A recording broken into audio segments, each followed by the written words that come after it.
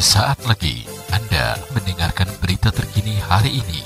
Acara ini dipersembahkan oleh Galaxy Mart. Belanja lengkap hanya di Galaxy Mart.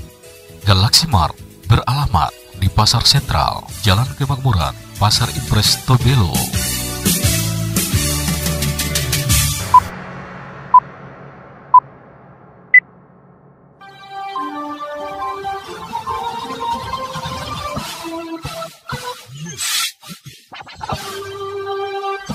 Saudara, melonjaknya angka kasus positif COVID-19 di Kabupaten Halmahera Utara, Dinas Pendidikan dan Kebudayaan Kabupaten Halmahera Utara akan memberlakukan pelajaran jarak jauh. Hal ini disampaikan Kepala Bidang Pendidikan SMP Dinas Pendidikan dan Kebudayaan Kabupaten Halmahera Utara, Yance Lagau, kepada Radio SPB Senin 12 Juli 2021.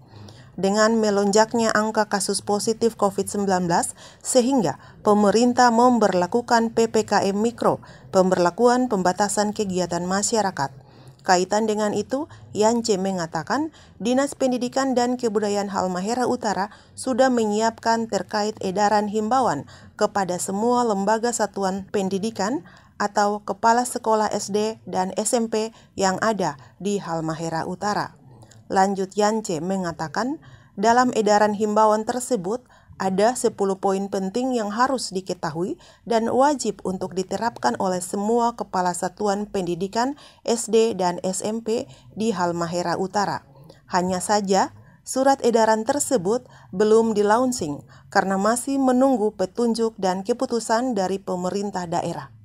Berikut 10 poin himbauan yang siap diedarkan ke masing-masing kepala satuan lembaga pendidikan. Kegiatan belajar awal tahun ajaran 2021-2022 itu dilaksanakan melalui jarak jauh PJJ dari rumah hingga 1 Agustus 2021 dengan selalu mematuhi protokol kesehatan yang ketat. Yang kedua, kegiatan pembelajaran jarak jauh PJJ sebagaimana dimaksud pada poin 1 tadi kemudian akan disesuaikan selanjutnya dengan mempertimbangkan kasus zona di mana satuan pendidikan berada. Itu berarti bahwa tanggal 1 Agustus bukan berarti tanggal final bahwa semua akan PTM lagi ya, tatap muka, tetapi itu melihat perkembangan lagi. Begitu. Selanjutnya baru kemudian ada himbauan atau edaran berikut. Yang ketiga, kegiatan pembelajaran jarak jauh PJJ diawasi oleh pengawas dan kepala sekolah serta perkembangannya dilaporkan ke Dinas Pendidikan.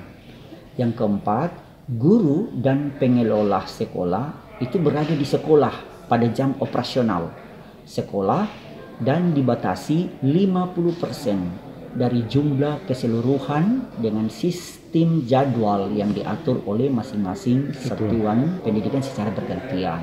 Kelima, daftar kehadiran guru dan pegawai di sekolah selama kegiatan pembelajaran jarak jauh itu wajib dilaporkan setiap minggu oleh kepala sekolah ke Dinas Pendidikan untuk dievaluasi. Poin keenam itu kegiatan pembelajaran tatap muka terbatas hanya boleh dilaksanakan dengan pembagian shift bagi sekolah yang ada pada zona aman atau zona kuning. Kalau ya. di Halut di mana-mana. Dan jumlah siswanya itu sedikit. Kalau Halut sesuai dengan daftar sebaran terkonfirmasi dari provinsi itu dalam kota memang rawan, gitu kan? Jadi memang untuk dalam kota untuk Tobelo ya, untuk Tobelo itu memang aman. Tetapi semua kecamatan, 17 kecamatan itu sudah ada sebaran ya, sudah ada sebaran yang terkonfirmasi.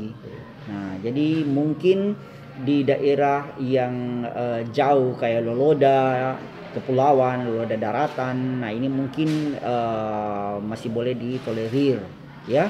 Tetapi itu tadi harus dilakukan pembagian shift itu dan jumlah siswanya sedikit. Kalau misalnya dia zona kuning berarti boleh tatap muka terbatas.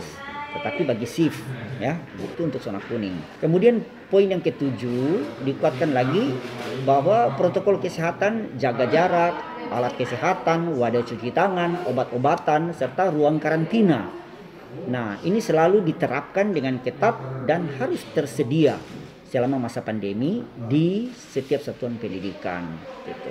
Yang berikut kami harapkan juga satuan pendidikan bisa menyampaikan pemberitahuan dalam bentuk surat edaran kepada orang tua terkait lonjakan kasus yang signifikan di Kabupaten Halmahera Utara, sehingga kegiatan pembelajaran ini harus dilaksanakan kembali dengan bentuk pembelajaran jarak jauh. Diharapkan satuan pendidikan menyampaikan ke orang tua, ya, sehingga orang tua tidak bertanya-tanya, ini udah tatap muka awal tahun, kenapa kembali lagi anak-anak harus melakukan pembelajaran jarak jauh, ya, lewat daring gitu, atau luring bisa juga, ya.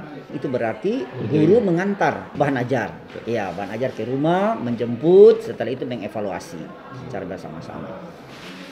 Itu mungkin, ya. Dan kalau misalnya terjadi kasus-kasus yang signifikan di satuan pendidikan, nah ini diharapkan dapat melaporkan ke dinas pendidikan, ya, gitu. Kalau misalnya tiba-tiba tadinya kasus aman, zonanya aman, satuan pendidikannya aman, kemudian di wilayah itu terkonfirmasi lagi dengan masif, nah ini satuan pendidikan harus menghentikan kegiatan pembelajaran untuk zona-zona yang tadinya diperbolehkan, ya, pada zona kuning.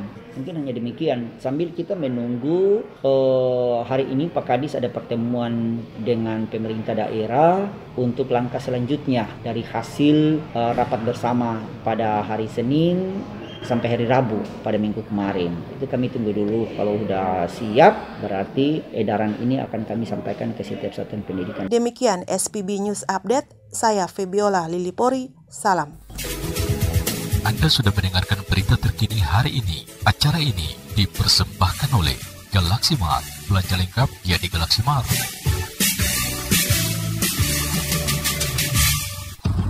Demikian berita terkini hari ini. Terima kasih. Sampai jumpa.